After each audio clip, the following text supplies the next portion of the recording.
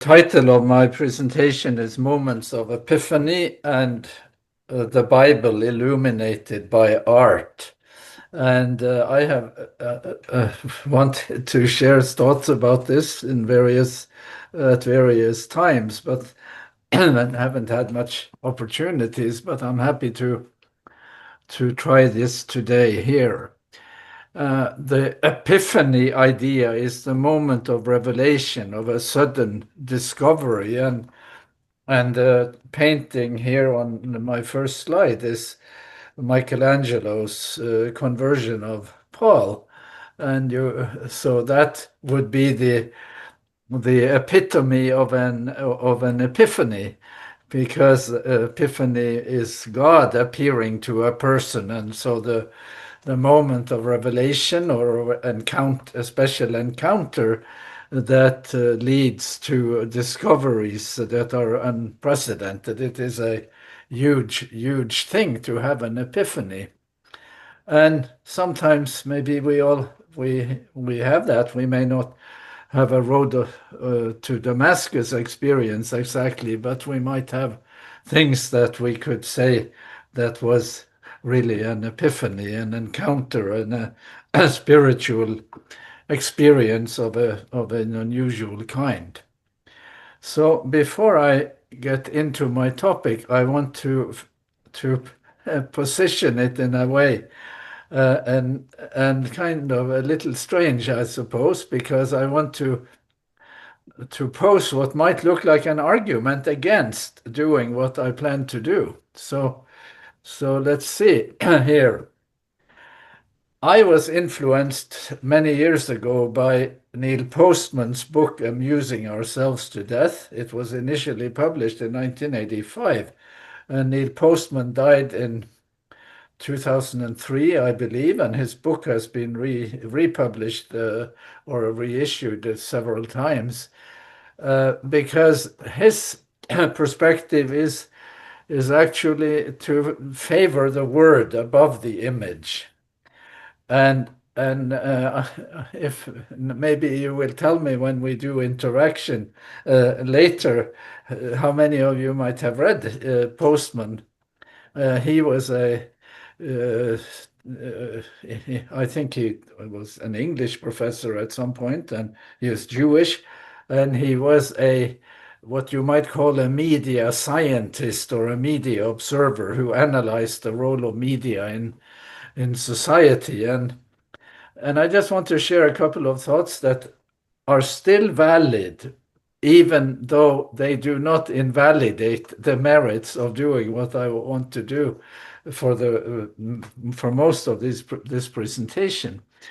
So here is what he says: in studying the Bible as a young man, I found intimations of the idea that forms of media favor particular kinds of content and therefore are capable of taking command of a culture.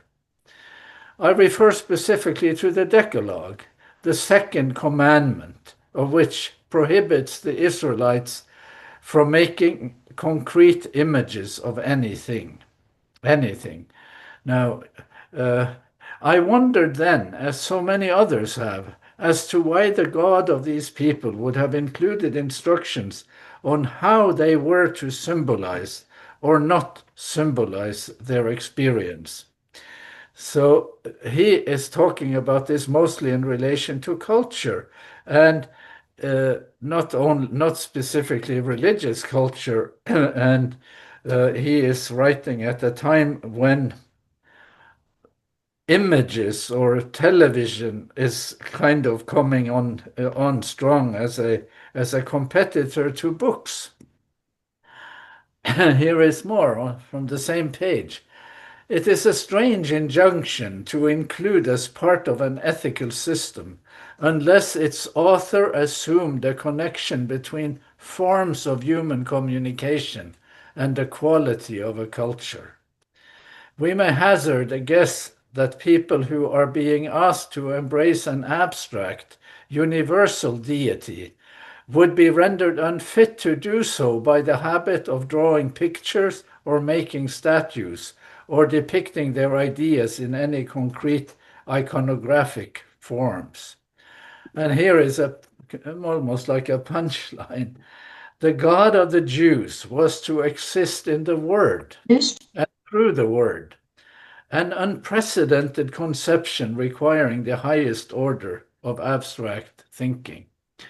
So here then there is a competition between word and image, because the second commandment and other instructions in Exodus and Deuteronomy are very emphatic that God tells Moses, you heard a voice, you didn't see an image, you only heard words, and you didn't have pictures, as it were. So this is why he says that the God of the Jews was to exist in the Word and through the Word. And one more. Iconography thus became blasphemy, so that a new kind of God could enter a culture.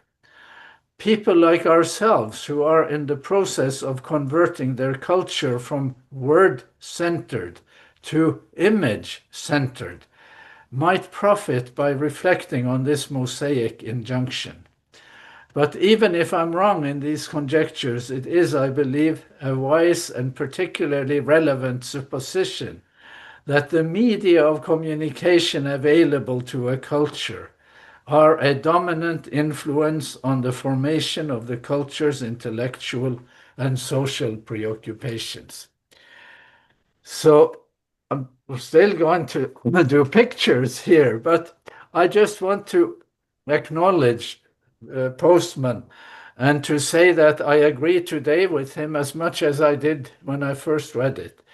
And I maybe even agree more. And maybe his observation about a culture and its modes of communication became much more relevant now than 30, 40 years ago when he first published this, because now you have, and I don't want to overdo this. I just want to say that the difference between having a president or a political leader, head of state of a usual kind, and now to have a kind of reality TV figure in that position is in some ways the worst case scenario in Neil Postman's concern that he voiced now quite a few years ago. So so now I want to just put that behind me and just acknowledge it and say that that still remains the priority of the word over images, over pictures. And then to say that there is still a case to be made for depicting things in art and the way the Bible has inspired art. So let us begin here. This picture I took just a week ago in a place in Norway called Eggedal. It's just about 2 hours from Oslo. And behind the church up in the hillside there is the home of an artist whose painting I will also feature in this presentation. So this church is a couple hundred years old, 150 years old, but it has decorations that are older than the church itself. And here we are inside the church, and you see an altarpiece there in the back, and I am going to highlight that altarpiece, and I'm going to say that the Epiphany here, I had an epiphany about a certain text before I saw this image, because in all the representations of the Last Supper or the Lord's Supper, Last Supper, in all the hundreds, if not thousands, of pictures we have seen depicting the Last Supper, I had not seen this one, even though I had in some ways seen it in the text in the Gospel of John. in chapter 13 in the Gospel of John, where you have a depiction of the seating arrangement at the Last Supper. So what's so special about this representation? And by the way, this is not a painting. These figures are carved, and they are from about 1750 or so. So they are several hundred years old. So this is some local artist who carved out these figures, and they made it the altarpiece in this church, and it is the communion scene, or the Last Supper. What's special? Well, you can't talk back to me now, so I'll have to say it, but maybe I can. Yeah, no, I'll give a close up. But what's special here is that, or maybe one can see it easier here. You see that all the figures are seated, but of course that is not so easy to do in the three-dimensional art. So the seatedness part is not artistically maybe 100% successful, but they are seated. And the unique thing here is that the beloved disciple is not sitting next to Jesus. He is sitting on his lap. That is unique. And that I have seen, I'm claiming that I have seen that in the text, but not seen it in a picture. And I was just totally ecstatic. It was a moment of epiphany for me. Finally, here is an artist who is actually daring to do literally what seems to me to be totally legitimate in the text on which this communion or Lord's Supper scene is based. So the most famous painting of the Lord's Supper is this one. This is Leonardo's The Last Supper that I have seen in person. It's very difficult to get to see it. You have to reserve time in advance, far in advance, to get into this thing in Milano. And this is supposed to be the most famous mural in the world. And maybe it is the most famous painting in the world too, from about 1498. And as you can see, there is no one sitting in Jesus' lap. So by sort of textual criteria, I would then say that Leonardo's painting is not as good as the anonymous artist in Eggedal, because he doesn't put the beloved disciple on his lap, which is, of course, I'm just kidding. I'm not wanting to say that there is any flaw in Leonardo. So here it is, and then I want to read the text. I will read the one here in the middle from the NRSV first, so we can. So one of his disciples, the one whom Jesus loved, was reclining next to him. That is what the NRSV says, and it's not. I'm not saying this is a wrong translation. I'm just saying that you can do it differently, and I plan to do it differently. And here is in the Common English Bible, one of the disciples, the one whom Jesus loved, was at Jesus' side. And that's just an anatomical or a kind of spatial representation without any significant theological overtones. Now, here is my translation at the top. And I'm doing it in the word order of the Greek, so it is this is not how I would translate it if I, in the final translation. I'm just doing it in the word order to get so we get a feel for it. Was reclining, one of his disciples, in the lap of Jesus, the one whom Jesus loved. So what is different, of course, in my translation is that I do the lap of Jesus, en to kolpo to Iesou.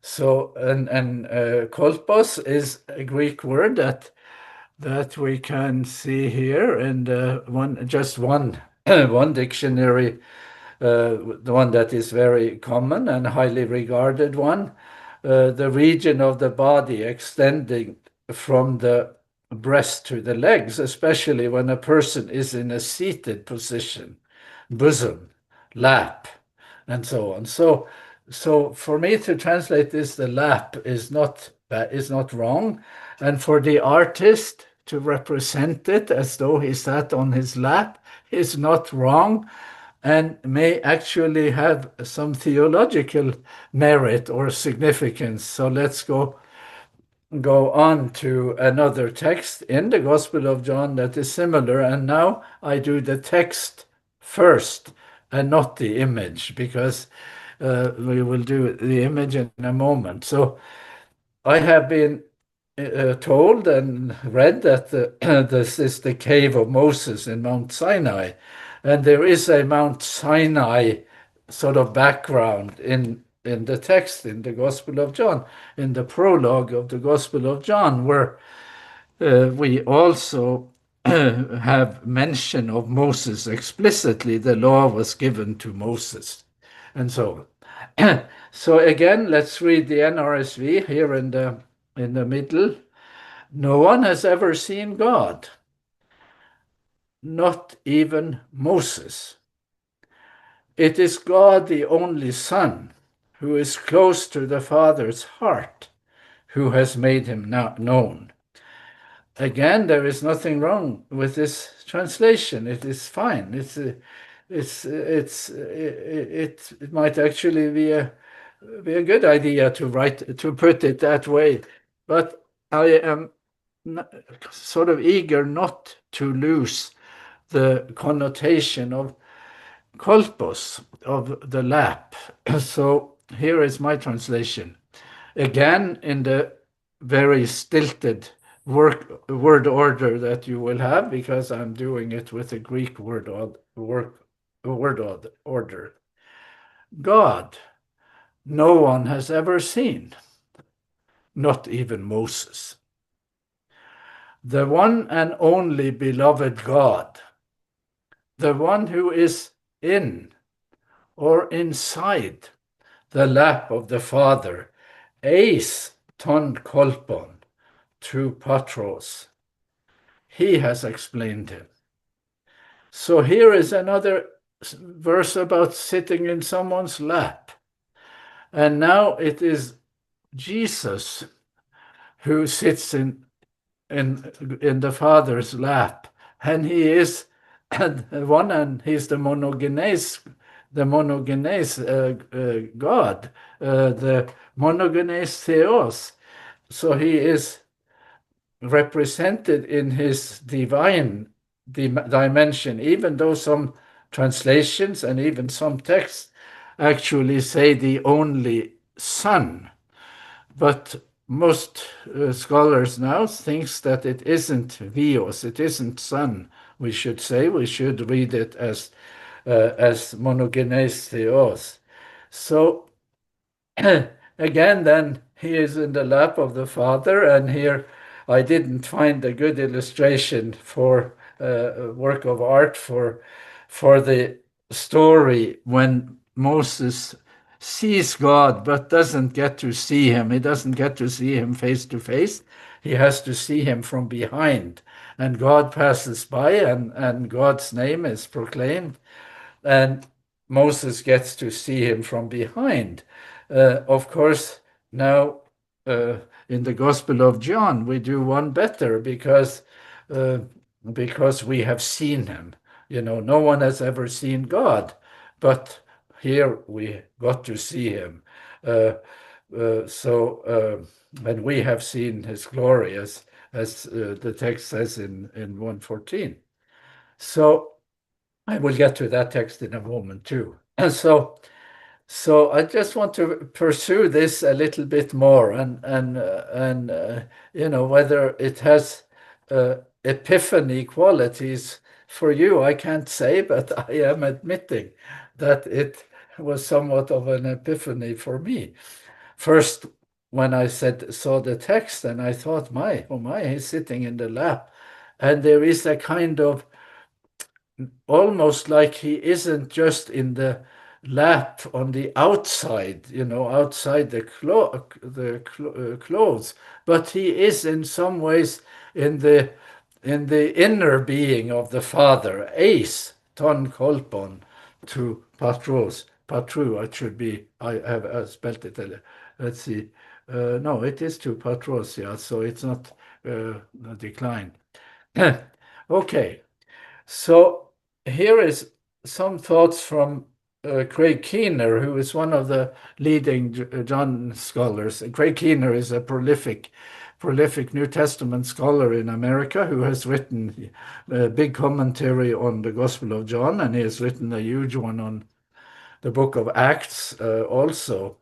So these are more or less obvious things, but let him be an authority figure to give it to us. So the term suggests that Jesus fully interprets God. So this is seeing God and in the way God is represented in Jesus.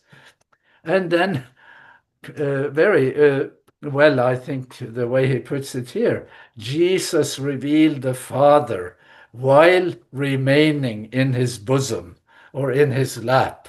And here you might just say that he isn't just external to the Father, but he is in some ways in the Father, as it were, in a kind of Trinitarian sense. And then the affectionate image may be that of a son on his father's lap. And I think that is great. I agree with that. And I am happy to see Keener say it so nicely. And then the only God who is in the bosom of the Father. So this is just to have the reading of God rather than Son.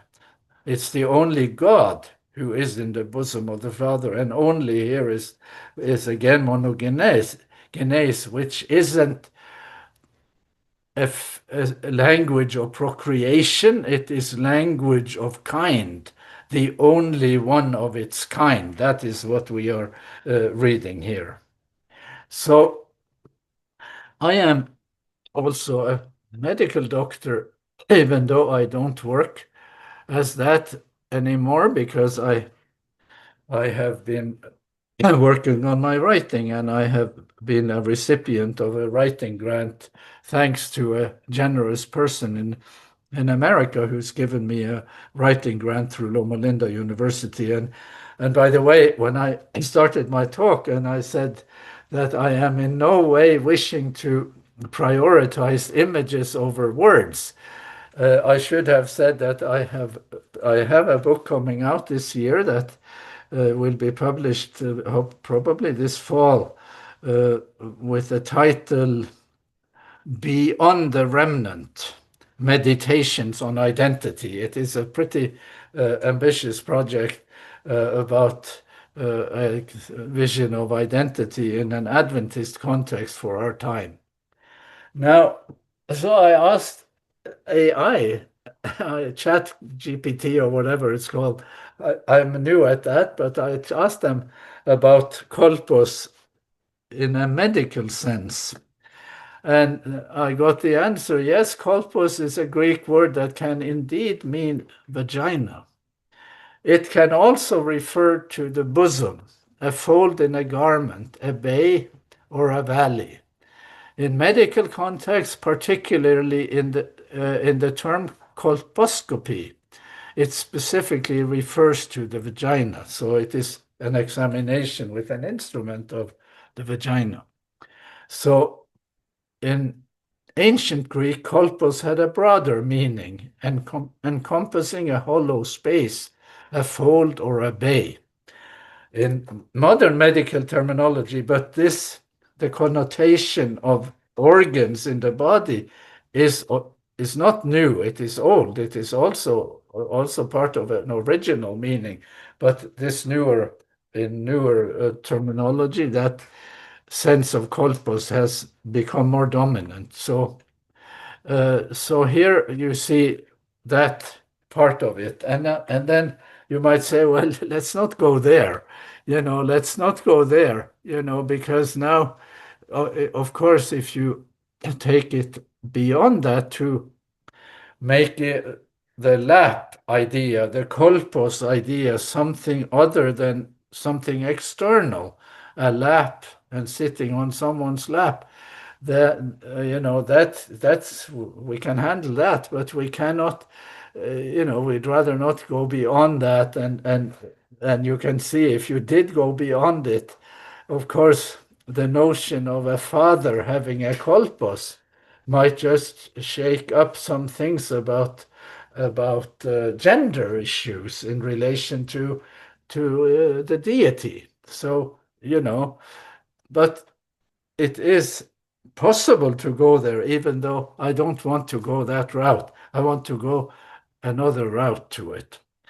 But I'm calling it lap theology. Lap theology or kolpos theology, based on these terms or that term in the Gospel of John. And I'm back now to the representation in the church in that little village church in Eggedal.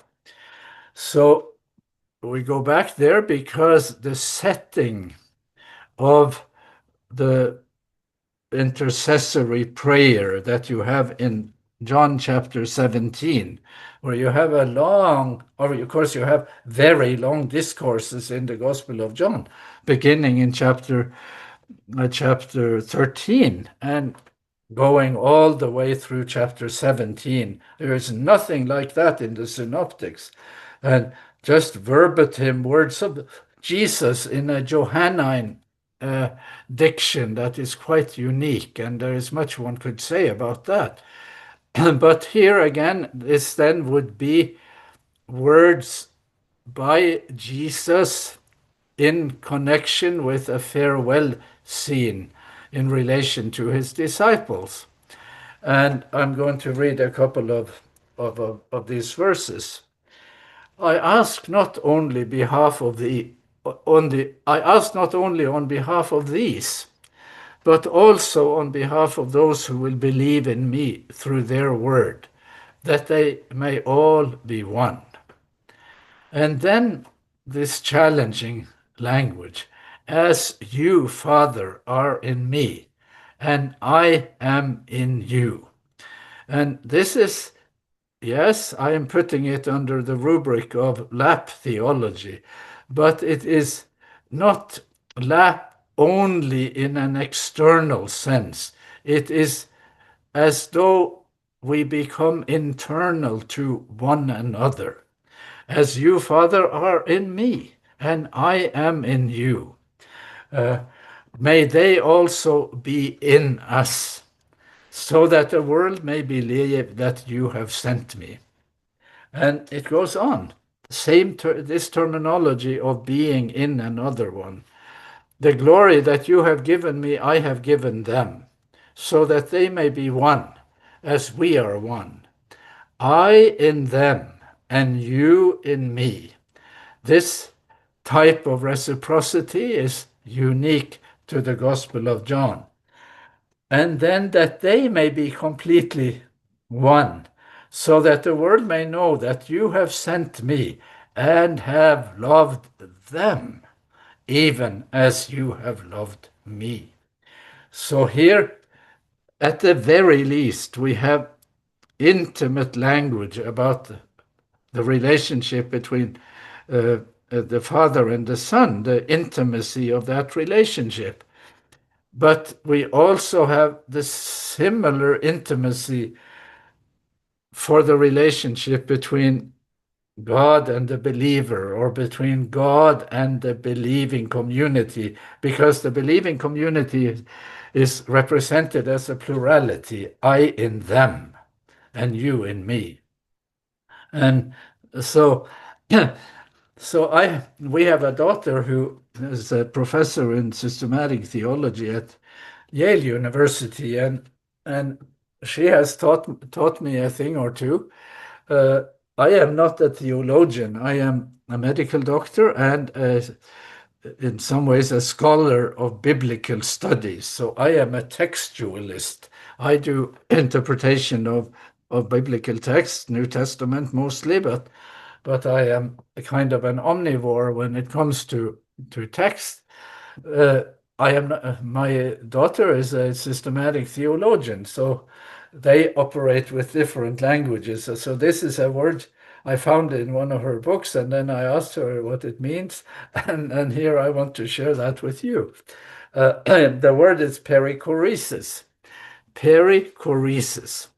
In Christian theology, perichoresis is the relationship of the three persons of the triune God, Father, Son, and Holy Spirit, to one another. And let me just say that Adventists don't do theology of this kind. We do not do Trinitarian theology. We have still quite a few Adventists who want to be of the really, really conservative kind, who do not accept the Trinity. They think that is one of the heresies that came into Christianity in the days of Constantine, and we should be, pre-Constantinian, or we should be Arians, as it were, rather than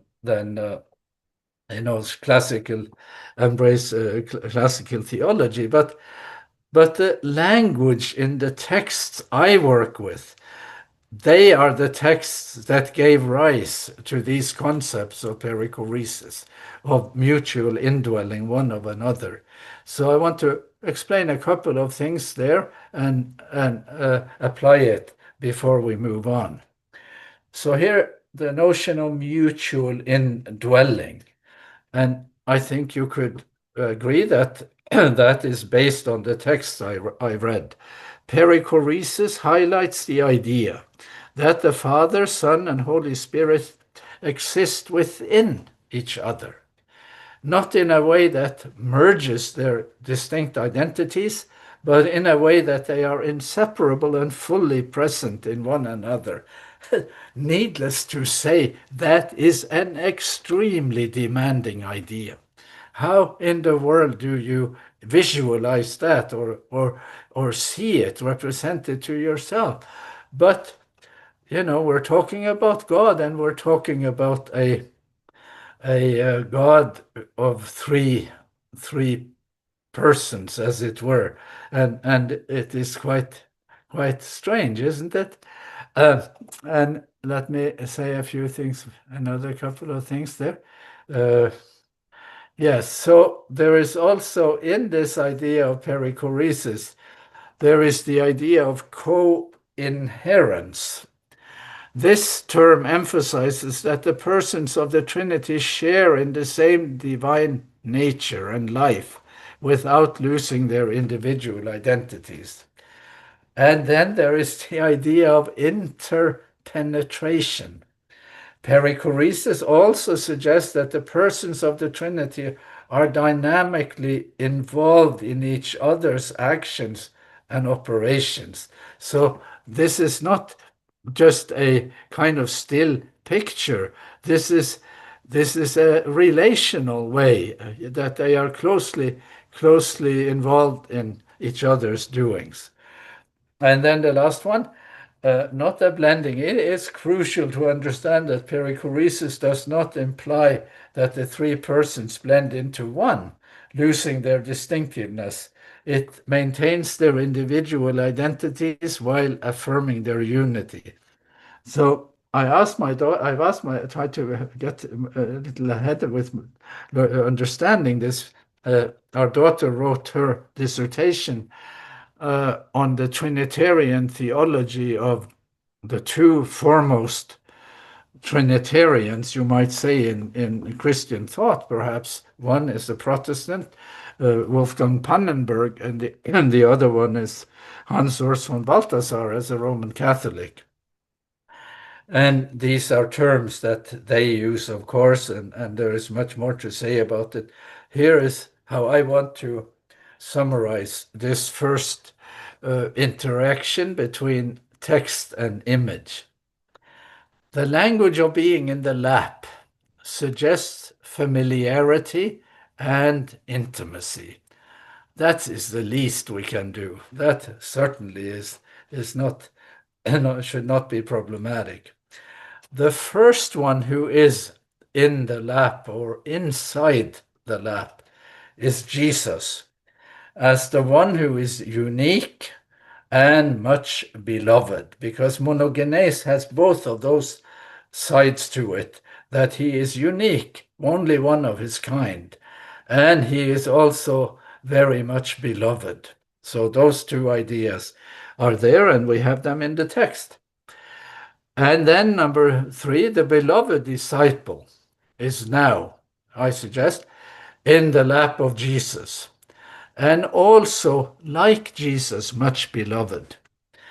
And then my last point, perichoresis, the Trinitarian idea of mutually indwelling or mutual indwelling, also extends to the indwelling of God in the believer and the believing community. Now, this is not usual stuff in an Adventist theological curriculum. We have not done much on this here. But of course, it has enormous ecclesiological consequences. That is to say, there is a straight line from this way of thinking about God, mutual indwelling, being in the lap of someone.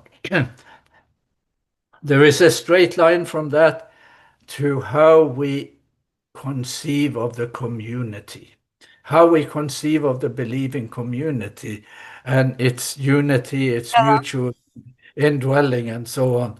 And that is, of course, I think these are seriously underdeveloped ideas in Adventist theology, both the theology and the ecclesiology that follows from it. And I'm just thrilled to think that we might, in the days and years ahead, move forward and try to make these concepts work for us in the way we conceive of our own community. All right, I spent a lot of time on that, and I have a few more pictures, and I will not spend as much time on them at all as we did on this first one. So here we are now looking at a painting by Christian Skredsvik. It's also a Norwegian, and he is the person who lived in the house behind the church that had that altarpiece that I have explained.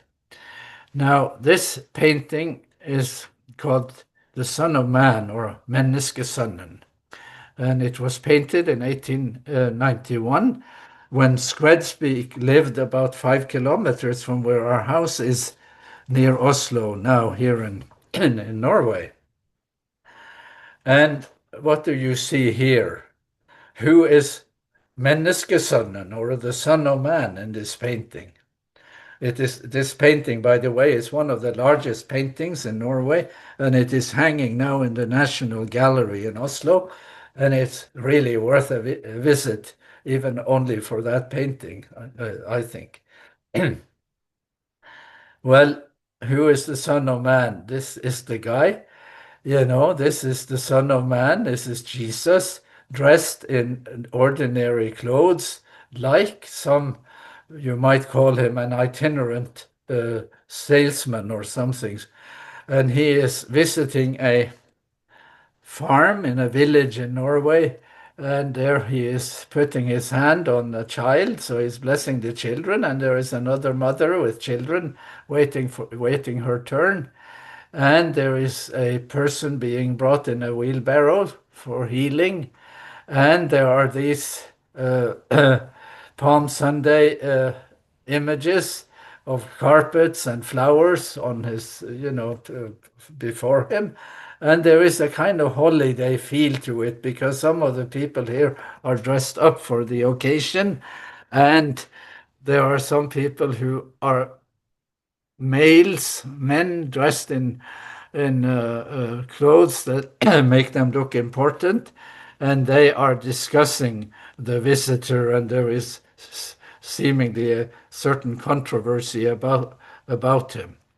So here is the text that I would like. I mean, I could do many texts here, and you could too, but this is also from the prologue in the Gospel of John. And the Word became flesh and lived among us. And we have seen his glory, and the glory as of a father's only son. Here is the monogenes, or the monogenous again, full of grace and truth. So here is a privilege open because we have seen what Moses did not get to see, the glory as of a father's only son. So this language of intimacy and the validity of the representation of God through Jesus, and the idea that he makes house calls. He is available in person, in his own time, of course, but also in our time. And I could not see any problem with the new General Conference president and his Sabbath sermon about mission. What could one disagree with there? The only point one might want to emphasize, and that I hope we can emphasize more, is how is God present in the world? How does mission play out? Because we might want to do television ministry, we might want to do this or that. But the Johannine notion of the Word becoming flesh and living among us is also a sort of kind of belongs to that lap theology of intimacy and and the presence of God in our midst. So I just think that we cannot outsource mission and leave behind these types of images. So I have the one I have here is an official one on the National Gallery. This is the one I took myself, and maybe maybe the image is a little more distinct in here, and maybe I was just lucky to have a sort of color enhancement. But you can see it is quite an exquisite painting. Okay, I'll do one more from Norway. This one is by Henrik Sørensen, and the title is Gethsemane. And you may have heard that Norway is a secular country, but that is very recent because it hasn't been that way for very long, and it isn't very secular in my view. Henrik Sørensen's picture of Jesus in Gethsemane. And let's see, shall we? Yes, I want to magnify it. And here, what do you see? And you can look at it and then tell me when we interact a little more what you see. But let me just say that this was really an epiphany when I saw it, because my wife and I have seen some of the most priceless and wonderful depictions of Gethsemane in classical art. But nothing like this one, with Jesus looking like he is quite anxious. And there is an angel there, there to comfort him. And what are those protrusions coming up here? They are finger-like protrusions, claw-like protrusions. So coming up here on this side and this side, almost like bony, naked, bony protrusions clawing at him. And I have a text for that. And this is the text. We are still in the Gospel of John. Now my heart is troubled. It's in chapter 12 in the Gospel of John. Now my heart is troubled. And what shall I say? Shall I say, Father, do not let this hour come upon me? That's the hypothetical, shall I say that? But he will not say that, because that is why I came, so that I might go through this hour of suffering. And here is, in my translation, a few more verses from the same passage. Now is the critical moment of this world. You could say judgment, but it is judgment as a critical moment. So let's make it critical moment. Now is the critical moment of this world. Now the ruler of this world will be expelled, exposed, laid bare, stripped naked. And I, when I am lifted up from the earth, I will draw all people to myself. The Jesus who struggles in Gethsemane is, by this criterion, not only someone or not mainly someone who is dying for our sins. He is someone who is in hand-to-hand battle with the evil one. This is a cosmic perspective, a cosmic showdown where Jesus, even though he will be the victim of the ruler of this world, he will defeat the ruler of this world, expel him, expose him, and strip him naked, as it were. And I think that Henrik Sørensen's depiction here gives us something that is quite unique. Okay, I have a few more, and I want to do just one more from the Gospel of John. And this is a painting we have seen in the Prado Museum in Madrid by Tintoretto. And the title is Foot Washing, and the dates, you see the dates there, 1548. And this is how he sees it. Let's just look at it. Here on the side, to the side here, is clearly Jesus and Peter. And we know the conversation there is all based on chapter 13 in the Gospel of John. And here is someone who has had his feet washed and he is getting dressed again, putting on his stockings. Of course, this is more medieval or late medieval scenes and not the time of Jesus, but that is the point. This man is helping himself to get ready, and this guy is also getting ready. And here is the text. I'm not reading the whole chapter, just by way of association. Jesus, knowing that the Father had given all things into his hands, the omniscience here of the Gospel of John that is so characteristic. He knew, knowing that the Father had given all things into his hands and that he had come from God and was going to God, got up from the table, took off his outer robe, and tied a towel around himself. Then he poured water into a basin and began to wash the disciples' feet and to wipe them with the towel that was tied around him. Now, what was the epiphany here for me? It was this detail, and for us, for both of us, my wife and myself, and it was this detail that was the epiphany. What do you see here? Well, you see two men, two grown men, and one of them is helping the other person get off his pants, and the pants are very tight, so he has to make an effort to get those pants off. And what's the message? The message is, I am not going to miss out on this one. I am going to have my feet washed. Whatever Peter discusses, and eventually Peter will say, well, wash the whole thing, the whole me.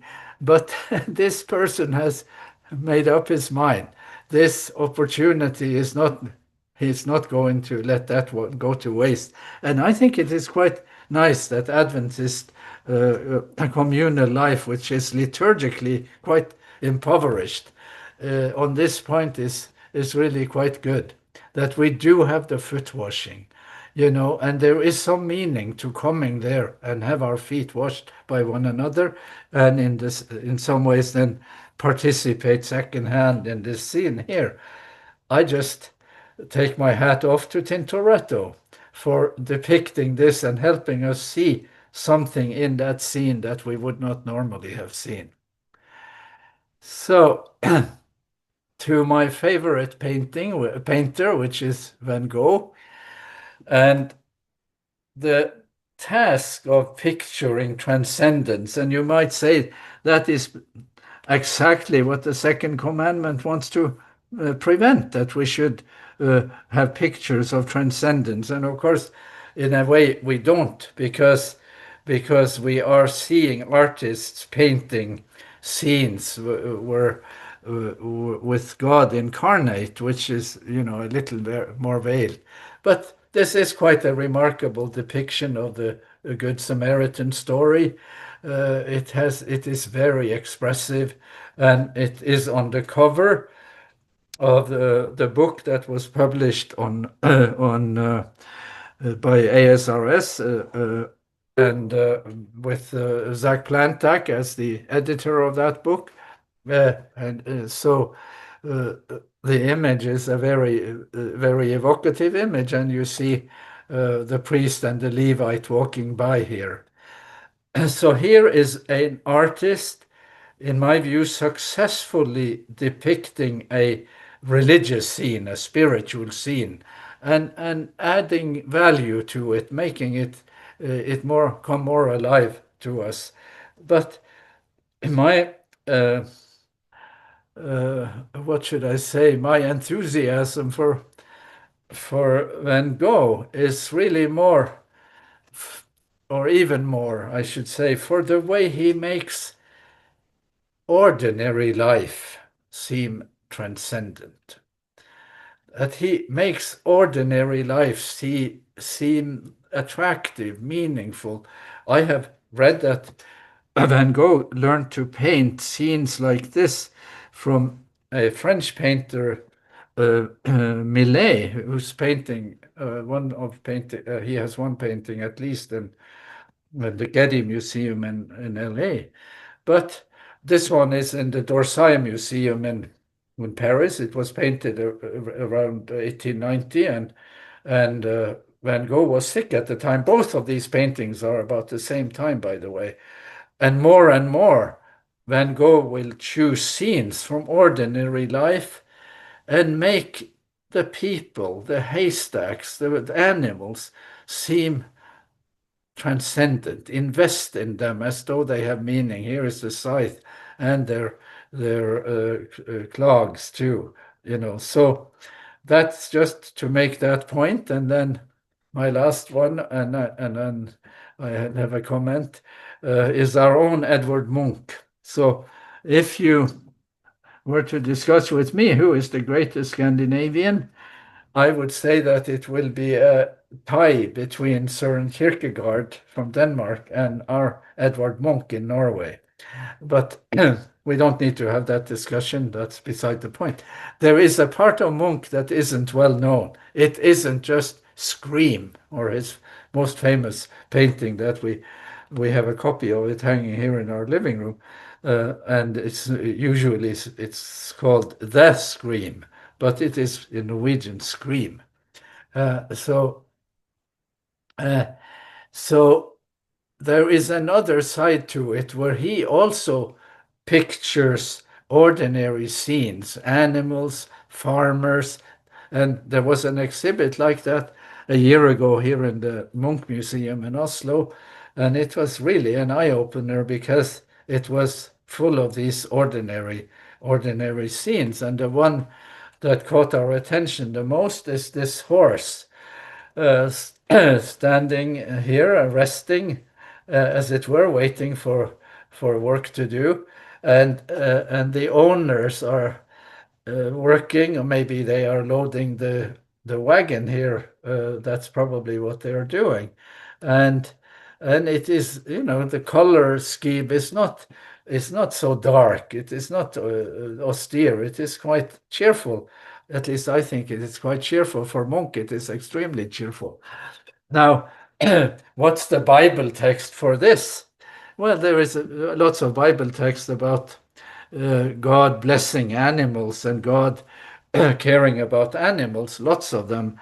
And there is even one here in the Sabbath commandment. The seventh day is a Sabbath to the Lord your God.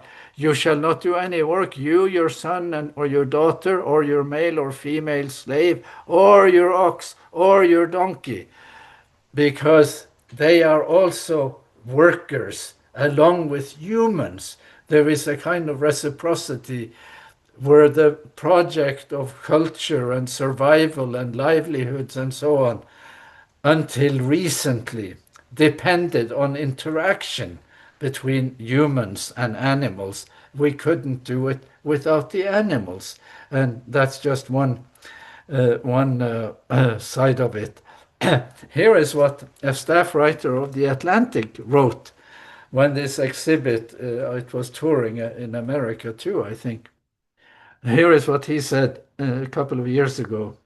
Like all genuine craftsmen, Munch represented labor, respected labor.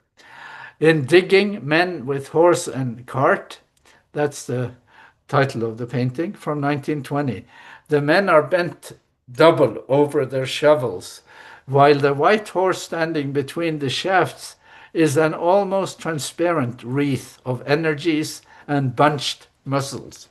The horse for which Munch's horse Rousseau may have been the model nods. Now listen to this one. Nods at the digging men, conferring a blessing. The horse blessing the workers or the owners in that sort of reciprocity there. And that was an epiphany. That was an epiphany. I think it's true. I think Munch has represented it correctly, and I think there is a biblical idea behind it too, that kind of reciprocity between humans and animals. Okay, I'm going to quit now, except for a comment on this one. This is someone that you know, Lawrence Siebold, who has written an article on Adventist Today, and I saw it on Facebook, and I have read it, and I think it was quite an article. So is it true that the outgoing GC president is sending a message that is in some ways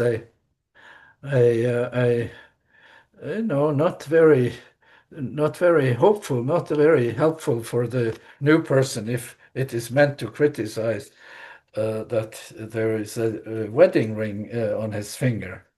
So here is my last picture. This could be for another time, but I am so fond of these Anglo-French apocalypses from around 1200. Some are even older than that. Some are from 900, more than 1,000 years old. And this one here is from the Getty Apocalypse from 1260. These are single volume editions of the Book of Revelation, richly illustrated.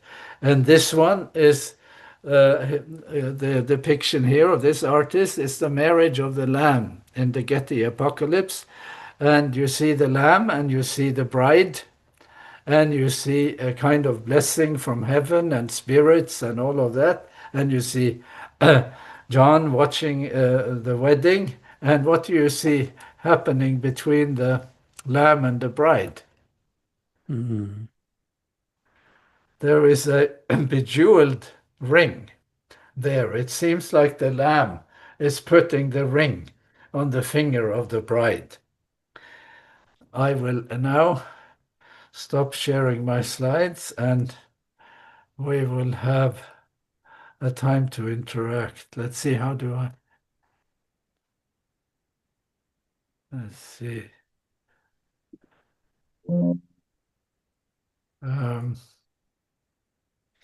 Yeah. There Yeah, you go. There you I go. hope you don't mind, Sigve. I went ahead and stopped it for you. Thank you. You know, Dr. Tonstad, I was stunned when I saw you reference at the very beginning Neil Postman. I am familiar with his writing because he co-authored with a man named Weingarten an incredible book entitled Teaching as a Subversive Activity. It influenced me greatly, and the school district that I worked for back many years ago. It was really quite, for those of you that might not have read the book, Postman and Weingartner suggest that teaching should be an exalted profession, and in order to teach, one should every so often be required to go out and live pursuant to your own devices and earn a living. And if you can do that for 2 years, then you could be permitted to come back and teach again. But presumably for the purpose of preventing educators from becoming too exalted in their ivory towers and too detached from the real world. But anyway, it was just really fun to see the reference there. So Dana, I'm glad you've got your hand up. I'm going to ask you to unmute. And please bring up what is on your mind. Oh, I'm trying to find Dr. Tonstad to look at him. This is difficult to talk with. Hello. Hi. I just want to thank you so very much for this presentation, and you know how much I love this subject and our conversation. So thank you for bringing this and to us, and for your courage and for the depth of your thought, and for teaching us this. And you know that I'm partial to John as well, and you told me once not to give up on Paul. There is something that I struggled, as a child in the Adventist world. My question was, if Jesus and God and the Holy Spirit are so close to each other, how come that we teach that God was angry and Jesus had to die so God would not be angry? But where I found hope was in 1 Corinthians 5:19, that in English goes like this, that God was reconciling the world to himself in Christ. But in Romanian, my native language, it sounds way different. Is God was in Christ reconciling the world with himself. Now, you know what the original says, but it seems to me that it suggests the same idea that you were teaching us today. And another short reflection, I'm a chaplain. I work as a chaplain, and basically, John and the idea that you brought to us today is my reason for doing that. Because if God is in Jesus, if Jesus is in us, if we are called to be the church in the world, this is what I can do every day. I cannot baptize people. I don't have the desire to do that. But I can bring God's love and God's kindness and God's empathy and compassion in the world. So thank you for affirming again my reason for doing what I do. Well, thank you very much. And you know that your work has inspired me, and your insights that you have shared with me have meant a lot. Thank you. Thank you. You know, I'm wondering too, just to kind of trail along after Dana's comment and question. I mean, I found it fascinating when you talked about lap theology, which I think is very interesting. And you were, Dr. Tonstad, demure in a quiet way about the fact that not all Seventh-day Adventists embrace the theory of the Trinity.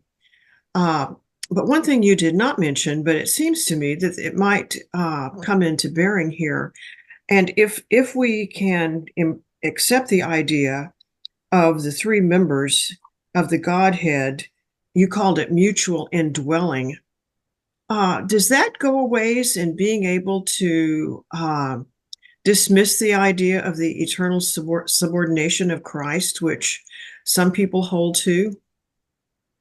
Well, I see Dana nodding her head. So what do you think, Dr. Tonstad? Well, so again, I will refer to my daughter, Lynn Tonstad, on that subject, and her criticism of the two great Trinitarians, Pannenberg and von Balthasar. So what's the issue here? Well, the one issue is the Trinity hierarchical? Is there one person who is in charge and the others are subordinate? And the other one, of course, is the issue of gender. Is God a man? Is he a male? Is that issue? So I am happy to say that my daughter's what should I say, her work, and she has written some about it in a book called God and Difference, is that there is a kind of egalitarian structure to God, Father, Son, and Holy Spirit. There is no such thing as subordination. There might be the language of preference of one for the other. That language, I think we have a text of the Father is greater than me, but it doesn't mean subordination. And then this idea now with with my lap theology, and that term I invented it. I have not heard lap theology before, but the notion of kolpos and God's kolpos and sitting in that lap or being in that lap, and even the sense of being inside it, I think also does have a slight overtone that the person in whose lap we sit is not a male. The Father is not a male in the sort of way we think man and woman or maleness now. But your question was about subordination, and I do think that is an error. That there is no notion of subordination, and one of the ecclesiological consequences of lap theology is that we should easily find a way to ordain women if we did that. Took the consequences of then no hierarchy and no preference for the male. But if you would consider just briefly another application of this concept, would it not also apply to the instructions that were given for marriage? That you leave your father and mother, you cling to one another, and become one. Isn't that a variation on the theme? No subordination, but equality and love? Yeah, I think so. Yeah, definitely. All right. Thank you. Leslie, I'm asking you to unmute. There you are. Welcome. Glad to see you. What are your thoughts today? A few comments and then a question. In terms of word versus pictures, of course, there was that period of iconoclasm that we know, but when you look at the history of the stained glass windows, that became helpful for those who could not read. In terms of perichoresis, I'm just wondering, to what degree does that mirror, or is that linked to mysticism in terms of the creative principle that we have? When I think of John, as in the same framework as I sometimes think of the Taoism. Because if you go back to the Chinese philosophy, where they say in the beginning was the Tao, also, just like we did with John. And then I think when I talk about a link to mysticism, I think of the Kabbalah and the Sephiroths, those everything coming back and wondering what you see in terms of those connections. Then two more comments in terms of Van Gogh. A lot of people would think that what we think of pictures that suggest transcendence might be reflecting his psychotic state. And my last point is, when you talk about animals that are blessings to us, what do you say about Samuel 15, where Saul was told to go back and kill the animals? That's what God wanted. What was the last point there? Could you repeat that? Meant where Saul with the Amalekites, Saul did not kill the animals, and he was told to go back and kill them. How do you reconcile all of that? Well, first I want to say about mysticism. If you mean mysticism in a kind of worldview sense, I don't think it is necessary to go there. If you think about that this is mysticism in the sense that it is hard to grasp, it is quite challenging to think these notions of mutual indwelling or perichoresis. Those are challenging conceptions. There is a kind of wheel within the wheel type of conceptions. If I may do a sort of Old Testament image of that could be related. So I think these are hard to grasp images, but they are images found in the Bible, and they are teachings that Jesus used to say that the pattern of relationships between humans should reflect the pattern of the relationship between the Father and the Son and the Spirit, and that that sort of reality, we get absorbed into that reality or swept up into that reality ourselves, in that I and me and you, I in you and you in me, and we in them and they in us, as it were. And I just don't think we have done much in Adventist theology about that. So about Van Gogh, I do. There is, what can I say? Is his psychosis, his illness? Do we see that in his art? I am hesitant to use diagnoses like that. I believe in the validity of a person's expressions, even if they have, issues, illness, and including mental illness, and so I do not wish to use or to have that to invalidate my claim that there are elements of him making ordinary life seem transcendent. And then the thing about Saul, I would rather not comment on that. I don't really have an answer. All right. Thank you so much, Lauren. Yeah, this is lovely. Thank you so much, Doctor. Several things. Let me first of all tell you that next Sabbath I have another of our favorite teachers coming, Lawrence Turner. Lawrence Turner's topic next week, he's going to be going back again. He's done Genesis 1 and 2 and compared it to ancient Near Eastern mythology for us before. Next week he's going to go back there again. His title is Holy Time and Holy Space: What We See When We Don't Read Genesis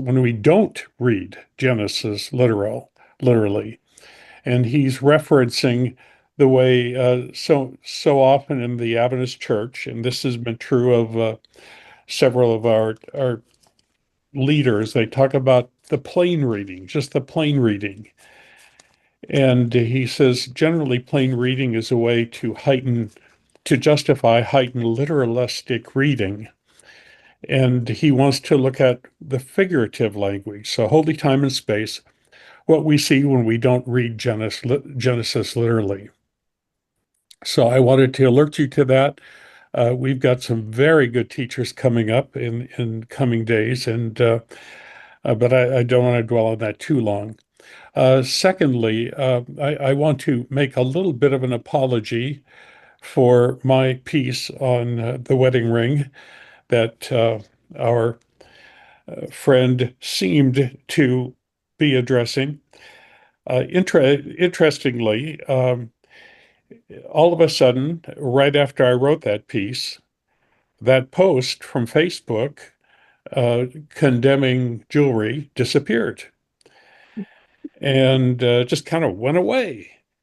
And then I kept watching it, and I made a note on my piece saying that it told me one thing. It told me that Ted Wilson, or whoever runs his social media, reads Adventist Today, and checked on it and realized that this had come across not quite right. Then yesterday, the post reappeared, and it was speaking from Elder Wilson saying, these pieces are done a month ahead of time, and they're from my favorite book, Evangelism. And so they weren't intended to point a finger at anyone. So I apologize to Elder Wilson. Although it did occur to me that Elder Wilson did know if they were done a month ahead of time, he must have known when it would come out right at the time of the general conference. So I apologize, but I also have to say I kind of think you maybe knew that when you put it up. So whatever, we'll pass that by. Speaking of art, um, Dr. Tonstad, I would recommend to you another artist, more contemporary artist, who did a great deal of work on biblical themes. One of my favorite artists, an American artist who worked in Western North Carolina, in the same town where Ted Wilson is about to retire, by the way, in Cashiers in Highland, North Carolina. His name was Henry Ossawa Tanner. I don't know if you know Henry Ossawa Tanner. I have the privilege, which a lot of people don't, of being able to share pictures because I'm the host. And I would recommend this one to you. I was so deeply moved by this Annunciation that Carmen and I made a special trip to the Philadelphia Museum of Art just to see it. I've never really been touched by the pictures of the Annunciation that showed an angel coming to visit Mary. And when I saw this one, I thought it was much more likely that what Mary saw was not a physical angel, but something that she couldn't explain, something that didn't have shape, but expressed to her that something amazing was happening to her. And it reminds me a little bit of how Ellen White would sometimes be, when she said when she had these experiences, they at first didn't mean anything to her, and the meaning only came later. And just this picture of Mary sitting here, looking puzzled, so plain, so I just puzzled by what was happening in front of her. I love this picture. And also, Henry Ossawa Tanner did a lot of pictures of this kind, of Bible themes, and all of them had that sort of lack of clarity to them, so that you could fill in the experience of the person who was the Bible character who was having this experience. And finally, I want to say that I don't know if you've ever heard the wonderful sermon that one of my favorite preachers, Smuts Van Rooyen, did about Caravaggio. And he so beautifully describes how, he said most of the painters didn't really capture what it meant. Thrust your hand into my side. And Smuts would do this with his deep, gravelly South African accent. And he'd talk about this painting of the finger actually being thrust into Jesus' side. So those are my two bits of art to add to the discussion today. Thank you again very much. I like your additions very much. They are really, really beautiful, wonderful. Thank you very much.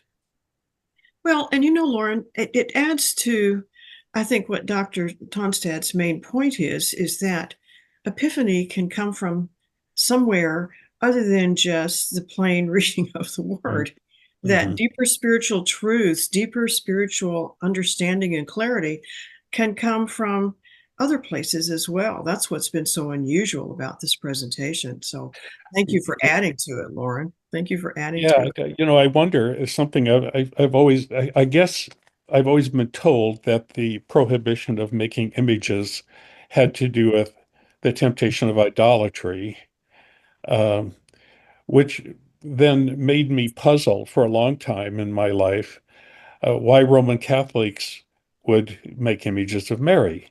If you didn't want images, why do they just seem to be going directly against that? Now I have a much deeper sense of how these things can function, but I guess it still puzzles me a little bit, particularly when I see people praying to those images in Catholic churches. Have you ever thought about that, Dr. Tonstad? Well, I do think that the church had a real struggle because there was a tendency to make these visual representations objects of veneration. Right. That seems to me to be real. And of course Protestantism walked back there, and yes, there was the iconoclast controversy where that a lot of art was broken, and in some when Protestants advanced, they did destroy quite a lot of artwork in churches, but there is also a kind of pedagogy in pictures. Someone sees a text and they have the gift to make a picture. These I mentioned these Anglo-French apocalypses that are illustrated, and I actually think many of those illustrations enhance the pedagogy of teaching and seeing the text phenomenally. Someone at the GC, by the way, had someone high up in the system had some pictures about apocalyptic events and had a talk about that and used some of the most horrible, worn out images for illustrating Revelation. And I just wonder why they have not shown up for work in learning about these Anglo-French apocalypses that have such a richness in their perception of the text that helps interpretation, helps the pedagogy. So for pedagogical reasons, I think we really, really should be grateful to artists and Lawrence, to the pictures you showed us. They are just case in point for the way of sort of entering into an experience. Many years ago, Carmen and I visited Chartres Cathedral, and this was when the well-known English guide Malcolm Miller was still alive. Had been there for decades. He giving tours, and as he was pointing out the windows, he said, think of the windows in Chartres Cathedral as comic strips for people who couldn't read. And he said the priest could point up and say, "Here's this right up there. There's the story of Abraham offering his son Isaac." And that was the first time it had ever occurred to me that cathedral art could be pedagogy. No. Thank you very much. Bill, I'm happy to see you today. You look pensive. What's on your mind? Thank you very much for quite a lovely journey here visually. This began with your reading the second commandment, and I was really taken by your suggestion that the second commandment gave priority to language over pictures. Help me to understand, if you could go back to that and elaborate just a moment. Well, so the way I understand it, and I have read the book by Postman several times, and revisited it again recently. But the way he talks about it is that his application is how we have turned from a word-centered culture to an image-centered culture. Might say the book and literature is declining, and television, visual culture. We are a visual culture, and we are an entertainment culture. That is the part of it, amusing ourselves to death, and the way that worked in his lifetime. He says that it is not the vision. The problem we will have in our culture is not the one envisioned by George Orwell. It is the one envisioned by Aldous Huxley, where we are not seeing deception that way. We are seeing trivialization, as it were. That's the problem. But the text he uses, because he must have been quite biblically literate, the text he uses is the second commandment, that there is a kind of ethical injunction concerning how things should be represented, and they should not be represented in images. And then there is the recollection of the text where God tells Moses, you heard a voice, you didn't see an image, you don't know what I look like, but you know my character, my way through the word. And so I will say then, in a general way, in relation to our topic, that sometimes seeing an image that someone has made can open our eyes. Sometimes images can confine, because they might just limit us, in a word unaccompanied by image. There is an openness, there is no fixity to how that scene should be represented. Once you have seen an image, there is a tendency that you might be held hostage to that image.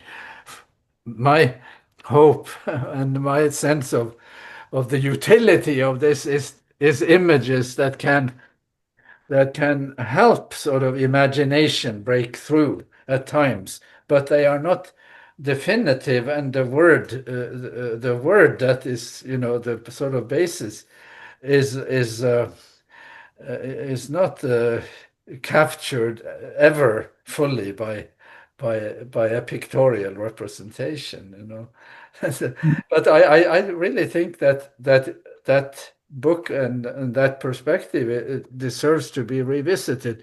We are being defeated now by that kind of entertainment culture and that kind of reality TV, presidency and reality TV. It's quite a serious issue, but it's not directly related to the topic today, but it is somewhat related. Thank you for bringing that up. Thank you very much. I attempt to assuage my embarrassment by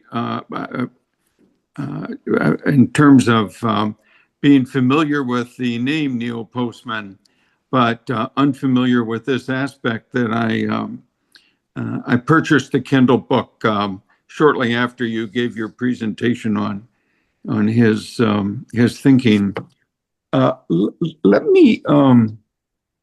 Let me ask you this: when we use language, we use common words, but every word has its unique experience for each individual. The word is the same, but the experience that each individual brings to that conversation with regard to that word is highly personal, and therefore perhaps language almost insists on personal engagement.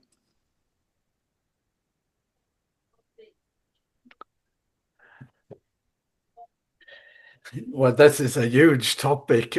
No, of Yes, course, yes. in modern philosophy, modern analytical philosophy, in modern linguistics about words and referentiality, and in subjectivity, objectivity. Can I share something with you, with another person, where we end up seeing things, seeing the same thing?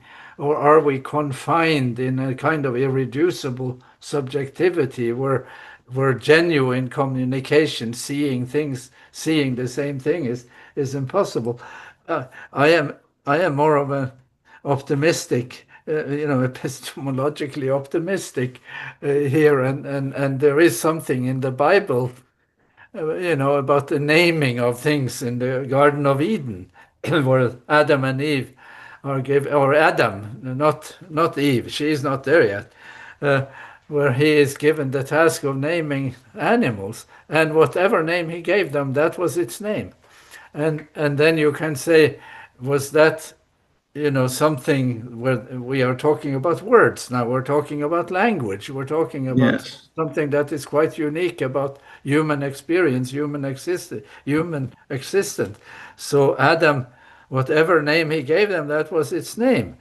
And my sense of what that means is that he hit it right. It was descriptively adequate, descriptively meaningful, the name he gave them, the way he characterized each of them. So there was no sort of need for epistemological pessimism or sense of that this was arbitrary.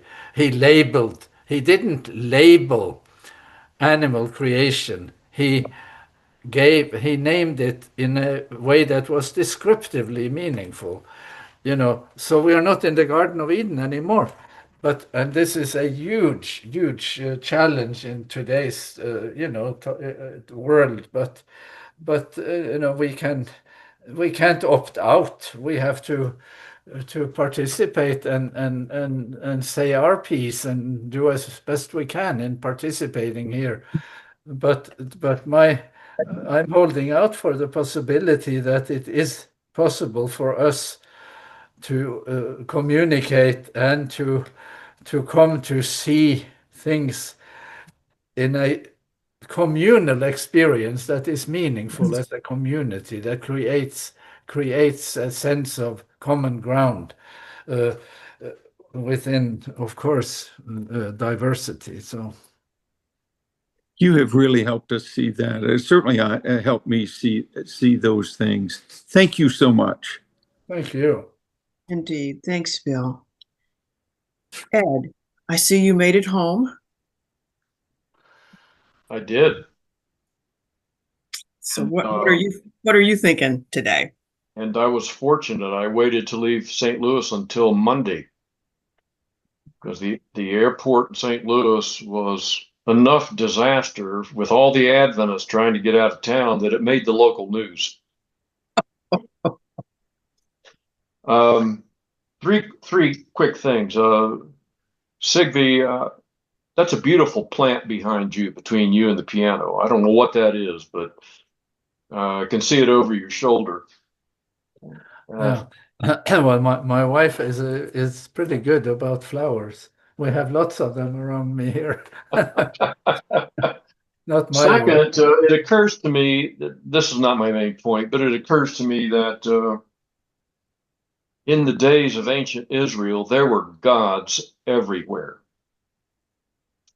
And people worshipped images of those gods that would make it rain or make the sun shine or make them fertile or whatever. And it seems during those days that images were representations of divinities that people would worship. I don't think we do so much anymore. There might be, and I just don't recognize it, but images as objects of divinity and divine worship was probably apropos to that time, but maybe not to this time. My real point is I really appreciate you introducing me to the word perichoresis, because it fits with what has been of interest of mine recently. It's a bit mystical.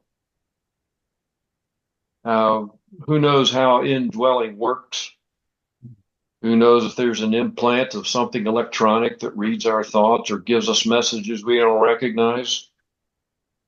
So if we're honest, it has to be mystical to us to how that actually works. But unfortunately, a little bit of mysticism is not in good standing in Adventism. And to me, it's implied in Philippians 1:6, where it says, he who began a good work in you will bring it to conclusion. All the action occurring here is some he. It's not me. And probably it's a little contrary to the Adventist culture to think in terms of having something happen within me that's not necessarily of my own doing, but of God's doing, is contrary to our tendency toward action, toward doing and so forth. But perichoresis really captures that for me, that he who began a good work in you, he will also finish it. So it's right there in that text, I think, what you just said. Or am I way off base here? No, I think that it is very much related to it, and yes, it is, to call it mysticism, then again, maybe that is good even for, in the sense of something experiential. It is at least hard to conceptualize. It's hard. It is elusive. It's not that easy to break it down and sort of make it propositional. So in Pauline studies, the Apostle Paul, of course, the main thing has been for years, and in also Adventism, Paul and justification by faith and a kind of legal framework of salvation. Then the new perspective on Paul came along, and they said that is not the main category in Paul. The main category is participation. It is being in Christ, in a participatory way, similar to what you seems to me to what you are saying.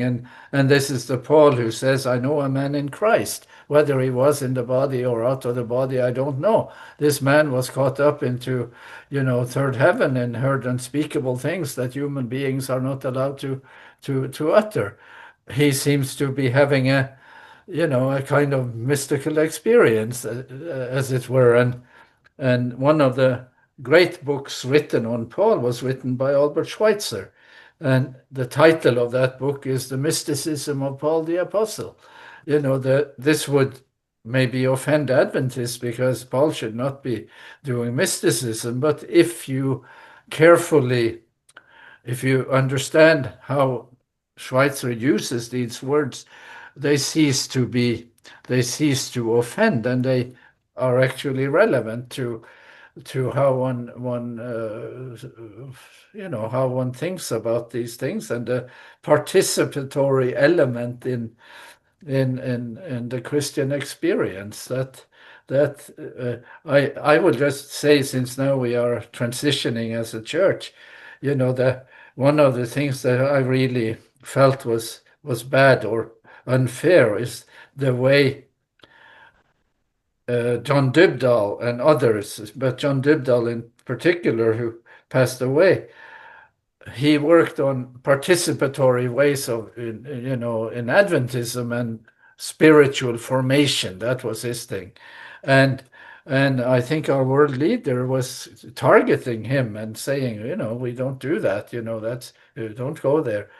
And that seems to me to be really self-defeating and very unfair towards someone who's actually pursuing elements in the Christian life that, don't be against that, whatever you do.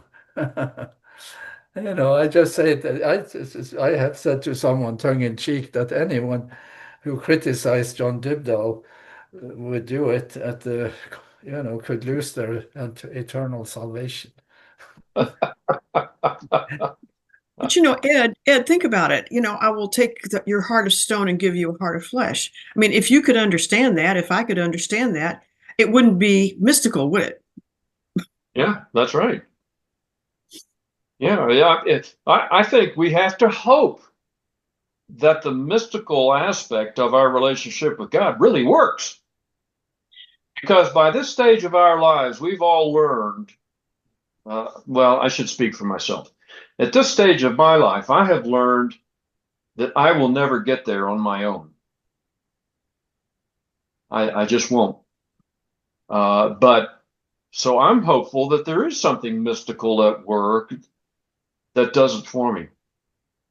And this word, perichoresis, really captures it for me well. Thank you very much, Sigve. Well, and Ed, just to say one more thing about that, I've developed a penchant lately for the fact that, it's that text about having a form of religion but lacking the power, denying the power. And I think a lot of us Christians are guilty of that. We talk about the work of the Holy Spirit, but we don't really believe anything is going on. Or either it happens so slowly that we don't recognize it. Yeah, right. But let's see. Lauren, is that you sharing something? And you're muted. You're muted. So if you're speaking, I can't hear you.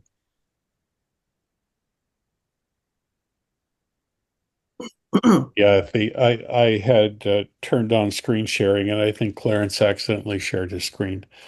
Yeah, go ahead and talk. Let me come to George. And George, while you're unmuting, George, I know I won't offend you if I bring this up. George recommended a book to me a long time ago, and I bought it. It's this book.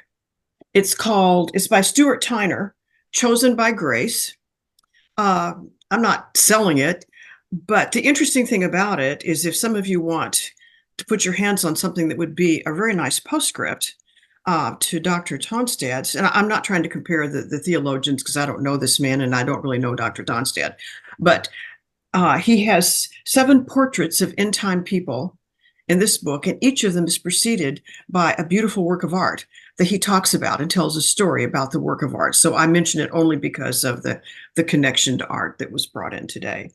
So, George, you're a good influence on me. What do you have to say to the rest of us today? Thank you, Linda. I'm really glad that you got the book.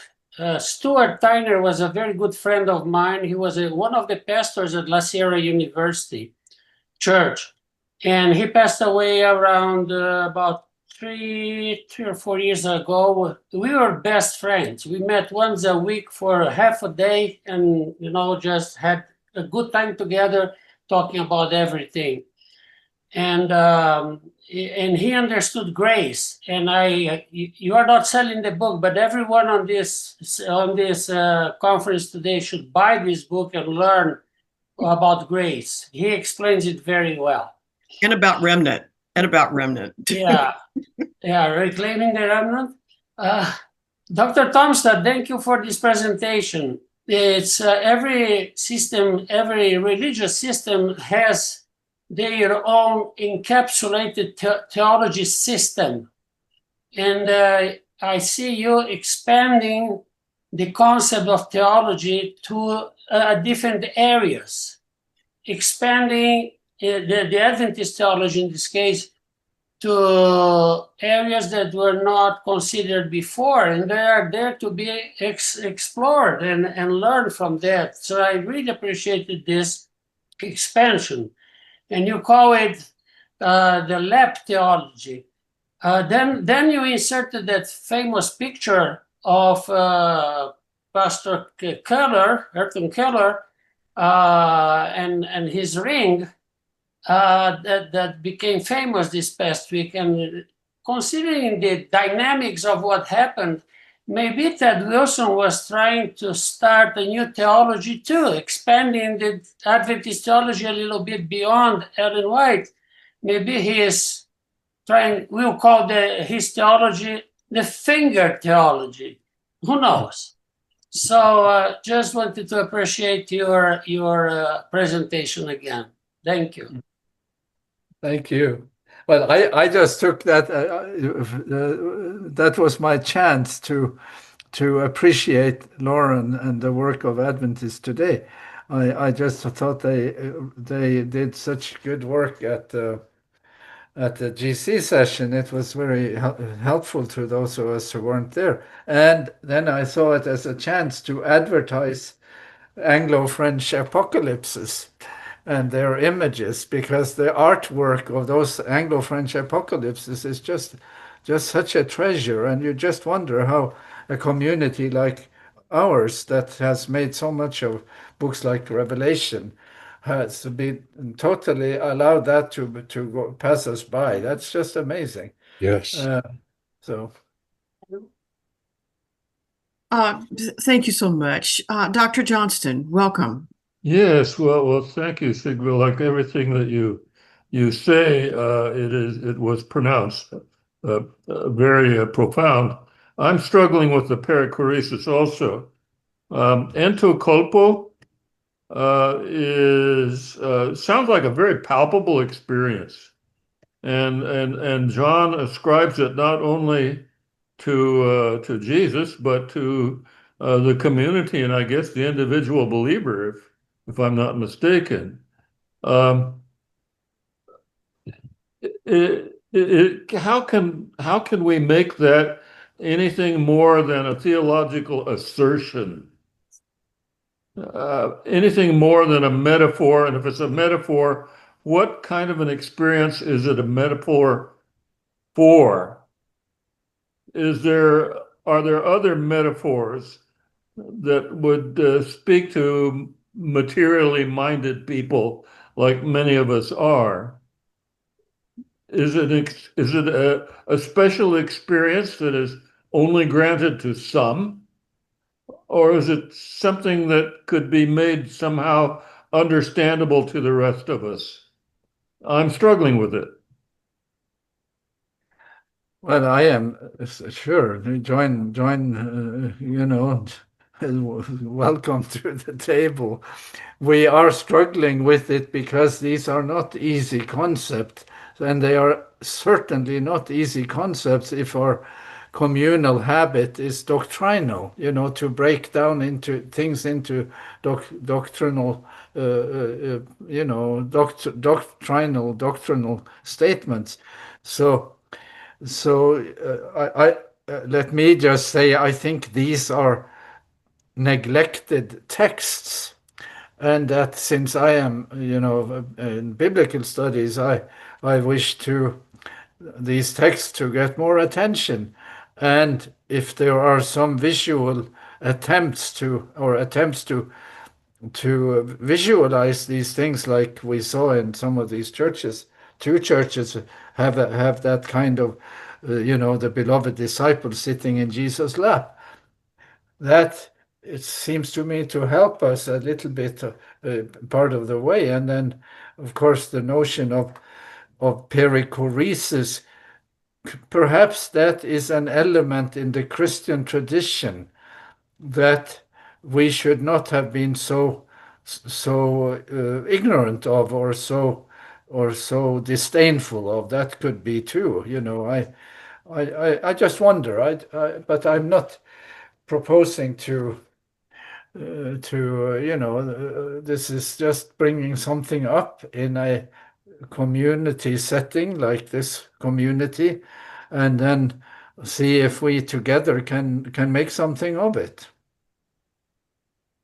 There was a song that came to my mind today that I thought, the song "Blessed be the tie that binds our hearts in Christian love, the fellowship of kindred minds is like to that above.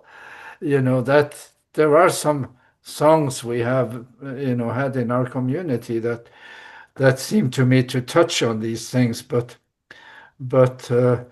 I think there is too much distance between us. Perichoresis cancels distance. And there is too much distance, and we have not come to appreciate each other as much as we should in our differences and so on. So there are some low-hanging fruit here too, I think, for these kinds of concepts. Well, one direction it could take a person is in the direction of panentheism. Yeah, that's a word. If without wanting to take up such big concepts now, I'm not sure that I want to go into panentheism the way I understand it, but in a sort of to allow these concepts to the verses I read from John 17. I and me, I and you and me, and then applying similar concepts to the relationship between God and us. Those, I don't know that makes it panentheism, but it makes it something that cancels distance and makes us participate more in each other. So there is the Norwegian author who won the Nobel Prize in Literature a year ago, Jon Fosse. He has a book where he plays on those concepts from John 17 in a most amazing way. I'd love to share it, but we don't have time for it now. But I just think it's amazing how he made that work. And Bob, I would just add, I appreciate your very honest expression. And I think it speaks to something that Dana said at the very beginning. Isn't it difficult to feel close to a God of whom you are afraid? And we have been taught to be afraid of God the Father, at least. The penal substitution theory of atonement has been beaten into our heads. And it's funny. I have a brand new greyhound. The last one passed away, and she came from Ireland, and she loves me. She loves my husband. But if my husband wears a hat, she runs away. Somehow she's had an experience with a man wearing a hat, and it frightens her. And so we're kind of working on that behavior a little bit. But I think it's us. We've been taught to see God in a way that frightens us on some fundamental level, and I think that's why we're cautious about being close. Well, if anyone here could spread the word that we have been exploring lap theology lately, maybe that would That's work. That's it. But again, Bob, I really appreciate your thought. Bjorn, let me invite you to the table here. I wasn't sure if you could unmute yourself, but there you go. Thank you very much. Thank you, Linda, and thank you, Sigve. I am very sorry I missed your presentation. I was just saying goodbye. We had a big goodbye here at Newbold to two of your country people, or one adopted countryman, and another, the Johnsons. I don't know if you know them. Patrick Johnson pastored Newbold for a golden era, and his wife Carrie is Norwegian. So the whole church has been saying goodbye and are still saying goodbye to them. Yeah, I'm slightly jet lagged still, recovering from St. Louis, but wanted to give you all the heads up. I'm going to do one of my shameless commercials. We are the AT Summer Challenge is what we call it, is coming up in a couple weeks, and I'm doing another crazy run. This time is 220 miles from the Tower of Pisa to Monte Carlo. So if you guys want to support me, all in the name of advancing accessible Adventist journalism, independent Adventist journalism, please do. I'll post the link. I really, really appreciate the support. Last year went splendidly for a first-time go.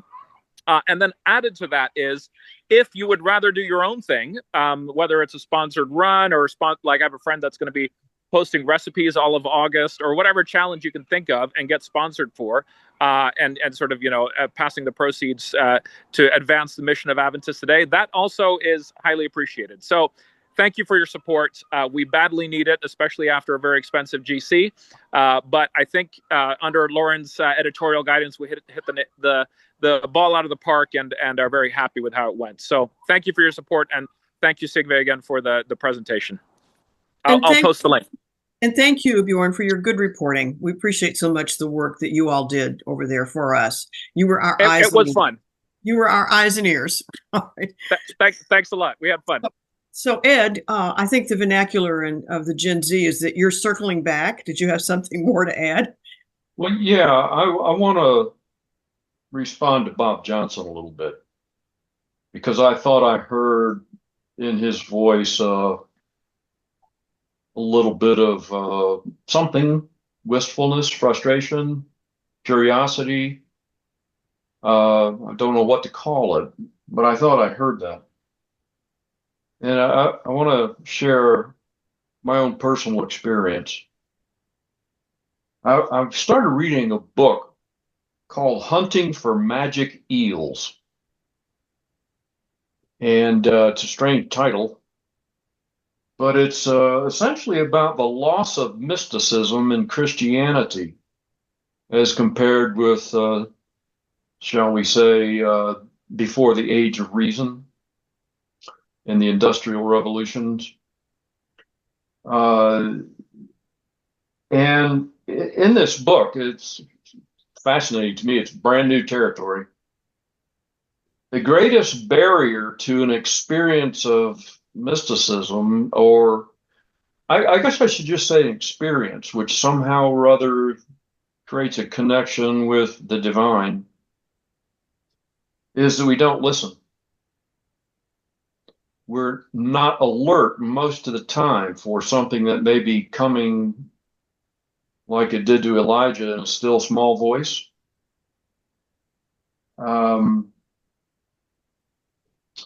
We've been taught that we should fear a mind of nothingness, that we're supposed to, in our devotions, to study, to pray, to work. In other words, we're being proactive and not listening very much. At least that's been my case historically. It's all about what I do. And so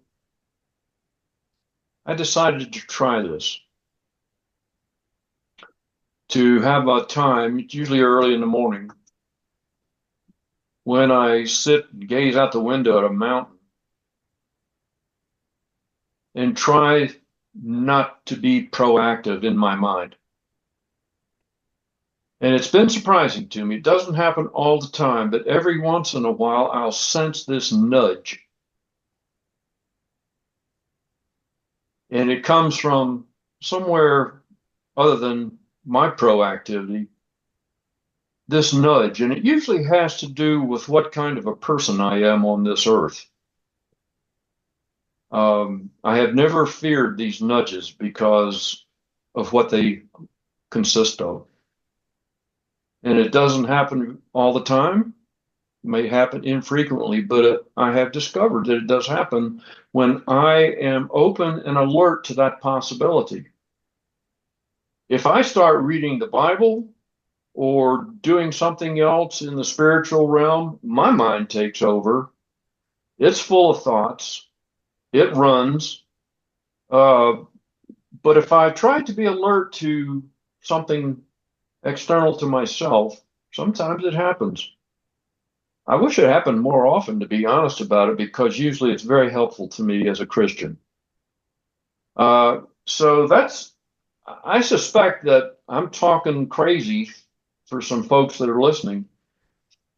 But there it is.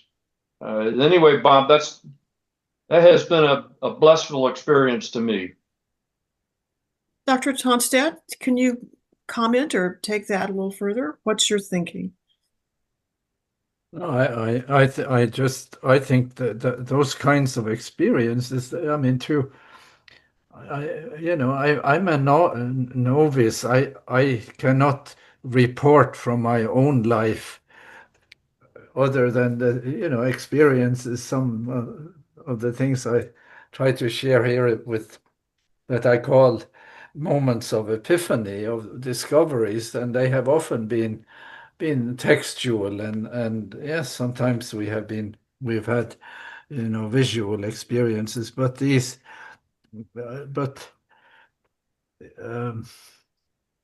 I just maybe my point is to re-engage with some elements in a scriptural and theological tradition that we have allowed to pass us by. That might be, that, and I think that we may now transition as a church into a more open-minded time. I hope so. I just hope so. Ed, one of my favorite authors is Madeleine L'Engle, and she makes a statement in one of her books. She said, the saddest thing that we lost when Adam and Eve had to leave the Garden of Eden was the ability to remember. And what she meant by that is that as created beings, as Adam and Eve were, that there are things that they knew how to do that had to be removed from their cognizance when they left the garden. And as an example, she says, just because we always think inside the box, and so maybe you'll think I'm crazy, but she said when Peter walked on water, Jesus didn't teach him how to do it or show him how to do it. He just helped him remember how to do it. That Peter would have known how to walk on water, okay, in the Garden of Eden. And so, again, I think your questions and your thoughts, I appreciate very much the things that you've had to share. So, Dana, you have also come back to add something to the conversation. I'm asking you to unmute. Thank you. Oh, thank you so much. Thank you. I wonder about panentheism and pantheism when I'm at bedside, and there are families. Some of them are fighting, some of them are crying, and my question to myself first is: this person in front of me was created in God's image.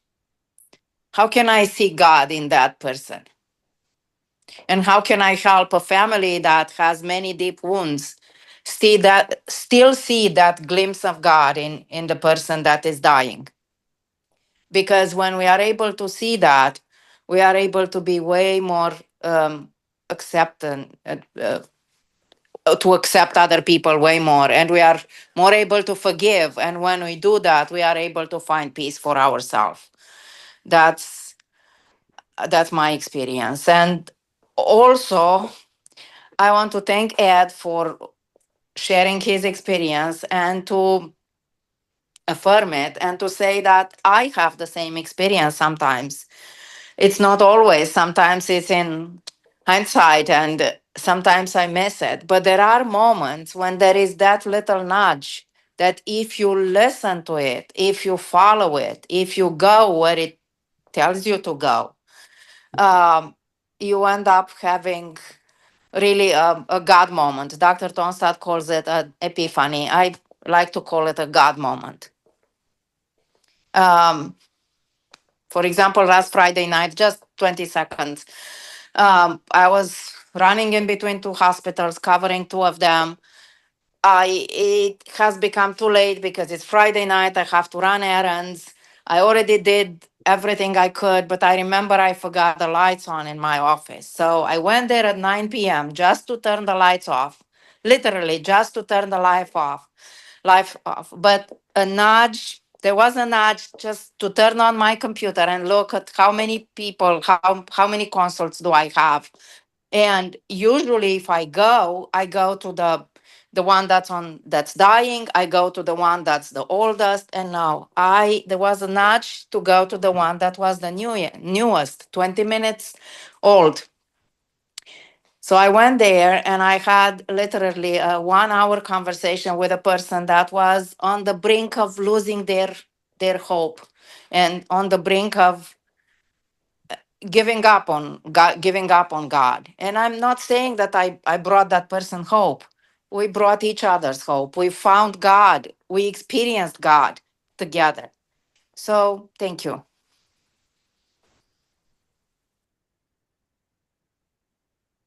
Dr. Tonstad, did you want to say something? No, just want to say thank you. That's just, I think that, if we call it epiphany or God moments or things that have where we do experience that even in our, what should I say, in a world that seems God forsaken, we are not God forsaken. There is the possibility to connect somehow with God, and these texts seem to offer that to us. Thank you. I have heard Lauren pronounce your first name Lena. I hope I'm correct in that, but welcome, and it's your turn. Thank you. Yes, Lena. That's my name. Dana, thank you so much for what you said. I'm developing a class on death and dying, and I really would like to connect with you as a chaplain because my class is targeting chaplains, and we should talk sometime if you come to my meeting tomorrow. Yeah, anyways, that's one thing. Side note. To Dr. Townsend's presentation, I was just thinking about it because Tintoretto and Leonardo da Vinci are the two paintings that I use when I teach my Greek class, and we discuss it in Greek because I teach it differently than most people. And if you noticed, my students noticed something interesting there as we were examining those pictures. First of all, I'd like to say that in connection with the general conference and community, we should allow people to experience God the way they do it. A lot of times we somehow experience God in our own way, and we forget to allow that in other people. And I'm just looking at this picture now, again, Tintoretto's picture and Leonardo's picture, and we do this in class, a little comparison, and I ask them what the differences are. I don't know if you noticed how Jesus is very centered in Leonardo's picture, and he's more in the periphery on the right side corner there in Tintoretto's. And again, there's a lot of casualty and casual conversations in Tintoretto's, and in Leonardo, it's more of a solemn, reverent, and the betrayal background, and it's very centered there. In Tintoretto, nevertheless, there's the back room. Did you see that back room? People not notice this, but there's that back room. It goes really well with John 13 because it says, I was just rereading it, after they stood up from the meeting, they went out and did the foot washing, and that's John's way. But traditionally, we do the foot washing first, and then we do based on the synoptics. One time I shook the church and we did it differently. We said we're going to eat first, and then we're going to do the foot washing. But nevertheless, I think the small room that is dark on the background there, we don't have the picture in front of us, but you've seen it. There's a little light, and there's this very small, intimate community of them eating together, versus the outgoing, casual conversations out while they were doing the foot washing, and the ease of conversation with each other, and the dog as a homey security type of representation there. Makes that scene of intimacy with God and Him being in everyday life of ours. I think that picture is amazing, although I do like Leonardo's picture too, and of course it's very cultural. It's not first century depiction of anything. It's just his own perspective and the center of his attention. In Tintoretto's emphasis of Jesus and the intimacy with God and with each other is different. Jesus is the center, but he's on the periphery. So he is because he's in us, he is in our interactions, and he is in the intimate room. It's the sacrifice, and it's the humility, and it's all of this is depicted in that picture.